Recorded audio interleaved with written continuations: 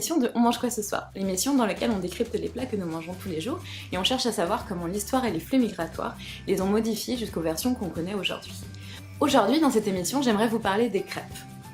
Aujourd'hui, chaque culture et chaque pays a sa version des crêpes. On retrouve les premières traces des crêpes 7000 ans avant Jésus-Christ. À l'époque, c'est juste une bouillie composée de plusieurs céréales. La recette sur laquelle j'aimerais m'attarder aujourd'hui est celle de la crêpe au sarrasin, que l'on trouve spécifiquement en Bretagne. Les traces de la toute première recette remontent à l'an 1390. Le sarrasin, qui est la matière première de cette recette, a été ramené lors des croisades en France. À cette époque, où le blé est vraiment la nourriture du pauvre, la France essaye de faire pousser cette céréale partout dans ses champs. Cette expérience ne sera fructueuse qu'en Bretagne, car c'est la seule région de France où il pleut assez. C'est d'ailleurs Anne de Bretagne qui est fortement convaincue des bienfaits nutritionnels et gustatifs de cette céréale, qui va encourager sa culture en Bretagne. Aujourd'hui, à cause de l'appauvrissement des sols, il est de plus en plus difficile de faire pousser du blé noir en Bretagne. Du coup, l'offre vient principalement de Chine.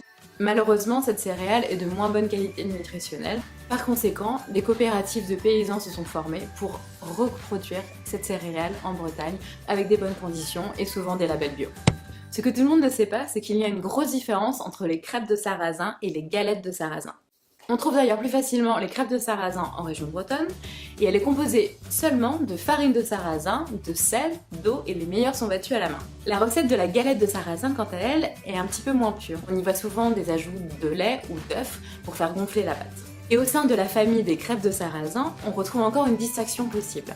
D'un côté, les crêpes crasses, qui veut dire croustillantes, qui sont beaucoup plus croquantes, plus fines. De l'autre côté, les crêpes qu'on dit soupiques, où la crêpe est beaucoup plus épaisse, avec des bulles d'aération à l'intérieur de la pâte. La crêpe va donc être beaucoup moins lisse, beaucoup plus moelleuse. Après, c'est chacun ses goûts. La crêpe de froment, qu'on connaît par exemple grâce à la fête de la Chandeleur, est arrivée beaucoup plus récemment dans l'histoire, il y a à peine 100 ans. C'est à ce moment-là qu'on a commencé à faire la distinction entre crêpes au froment et galettes au sarrasin. Pour moi, la meilleure façon de découvrir la gastronomie bretonne, c'est de commencer par une crêpe crasse juste avec du beurre salé. Vous verrez, c'est super. J'espère que ce premier épisode de On mange quoi ce soir vous aura plu et à très vite pour un nouveau sujet. À bientôt!